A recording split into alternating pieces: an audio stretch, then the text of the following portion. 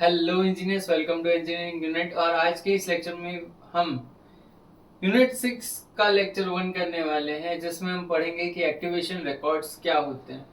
अब ये लेक्चर आपके लिए बहुत ज़्यादा इम्पोर्टेंट होता है क्योंकि 7 मार्क्स के क्वेश्चन इससे आपको पूछे जाते हैं। मिनिमम 7 मार्क्स का क्वेश्चन आता है कि एक्टिवेशन रिकॉर्ड्स है क्या, बता दो, तो आपको 7 मार्क्स मिल जाएंगे। अब एक्टिवेशन रिकॉर्ड एक स्टैक फ्रेम है जिसके अंदर एक फंक्शन क्या क्या काम करता है, किस तरीके से करता है, और उसके ऊपर कौन कौन सी चीजें अप्लाइड है। मैं इस तरीके से आपको समझाऊंगा पर आपको समझ में नहीं आएगा। Activation records are the records जो एक फंक्शन के स्टार्टिंग से उसके खत्म होने तक उस प्रोग्राम में उसको खत्म करने में हेल्प करते हैं, वो होते हैं activation records for a function. अब इस चीज को इंग्लिश में मैं आपको समझाने की कोशिश करता हूँ। Activation record also known as stack frame is a block of memory created for each function call during program execution. अब एक्टिवेशन रिकॉर्ड्स हर एक फंक्शन के लिए अलग होगा। जैसे कि मैंने बताया, एक फंक्शन एक पूरे प्रोग्राम में किस तरीके से परफॉर्म कर रहा है उसको ट्रैक करने के लिए एक्टिवेशन रिकॉर्ड्स का यूज किया जाता है। अब हर एक फंक्शन के लिए ये 7 एक्टिवेशन रिकॉर्ड्स अलग अलग होंगे। ये आपकी स्टैक फ्रेम है जिसको हमने पहले बोला था कि एक्टिवेशन रिकॉर्ड एक स्टैक फ्रेम भी है। Function call during program execution, it contains all the information needed to manage and execute the function, जैसे मैंने आपको बताया। अब 7 प्रकार के होते हैं एंड आपको 7 मार्क्स का क्वेश्चन आएगा, तो विथ एग्जांपल आपको बताना होगा कि क्या है, किस तरीके से है।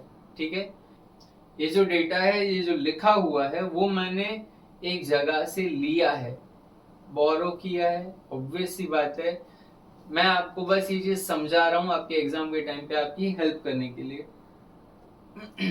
अब लोकल वेरिएबल, सबसे पहली चीज लोकल वेरिएबल होगा कुछ।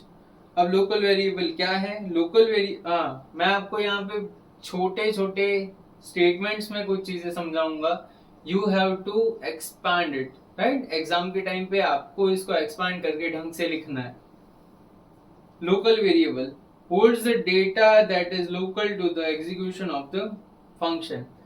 जो लोकल वेरिएबल की अपनी डेफिनेशन है वही आपको इसमें लिखनी है कि वेरिएबल जो अपने फंक्शन के लिए लोकल है एंड बाहर जो कोई भी चीज है उसके लिए वो नहीं जानता, उसे कहते हैं लोकल वेरिएबल। इसमें मैंने एग्जांपल दिया है, a function int x is equal to 10।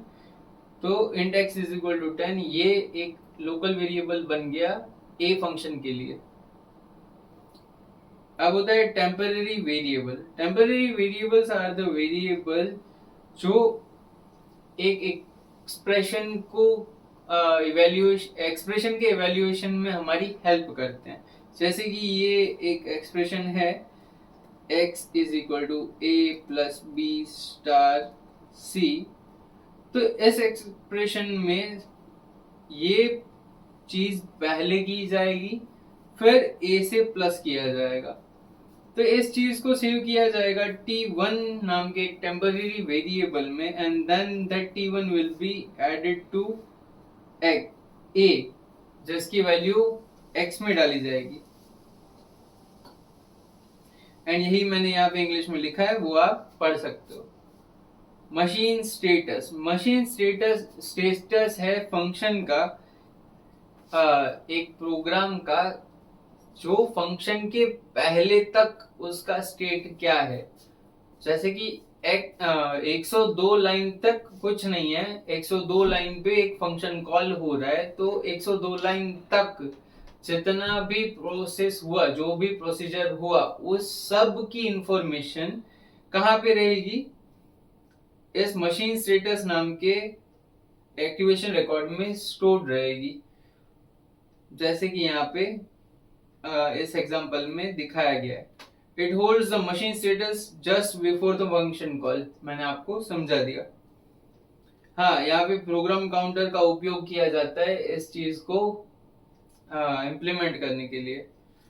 फिर होता है एक्चुअल पैरामीटर्स। वही आपकी जो बेसिक डेफिनेशन है एक्चुअल पैरामीटर की, वही आप लिख देना ढंग से एलाबोरेट करके। Stores actual parameters that are used to send input to the caller function. अब एक्सेस लिंक को हम पढ़े उससे पहले यहाँ पे आ जाओ, इस फंक्शन को देखो। एक प्रोग्राम है जिसके अंदर मेन के अंदर A1 है, A1 के अंदर A2 है, फिर A2 बाहर है, A2 के अंदर A21 है, A11 है, A1 है। इसी सीक्वेंस में हमने एक स्टैक बना लिया, राइट। अब एक्सेस लिंक क्या होगा? मेन को कौन एक्सेस कर रहा है, मेन का सुपीरियर कौन है, मेन के ऊपर कौन सा प्रोग्राम है, वो बन जाता है इसका access link.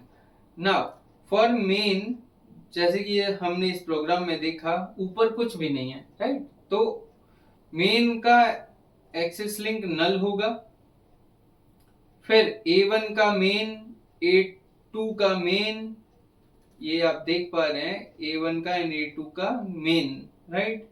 A21 will be A2, A11 A21 के अंदर है तो A11 का एक्सेस A21 के पास है, और A1 फिर वापस से कॉल हुआ है तो वो मेन के पास है। आई होप मैंने आपको एक्सेस लिंक क्या है वो क्लियर कर दिया है। एंड इसी तरीके से विद एग्जांपल आपको ये चीज समझानी है पेपर में भी, जिससे आपको ज्यादा मार्क्स मिले। अब इंग्लिश में ये जो दो लाइन लिखी है वो मैं आपको पढ़ देता हूँ। It is used to refer non local data head on to other records used in static scoping. ये यूज्ड इन स्टैटिक स्कूपिंग, यहाँ पे फुल स्टॉप है, यहाँ पे ये कॉमा है, ये आगे की बात है कि ये स्टैटिक स्कूपिंग में काम आता है। It is simply has access link which function has access to which function, right। जो मैंने आपको ढंग से with example समझा दिया। अब है control link. Control link stores address of activation record of caller function points to caller's activation record। ये आप समझ, बस ये चीजें आपको रटनी है, ये दो लाइन जो मैंने आपको बताई, you have to memorise it. बाकी मैं आपको समझा रहा हूं कि क्या है, ठीक है। मेन फंक्शन में हम घुसेंगे तो मेन से सबसे पहले किसको एक्सेस कर पाएंगे, वो होता है कंट्रोल लिंक।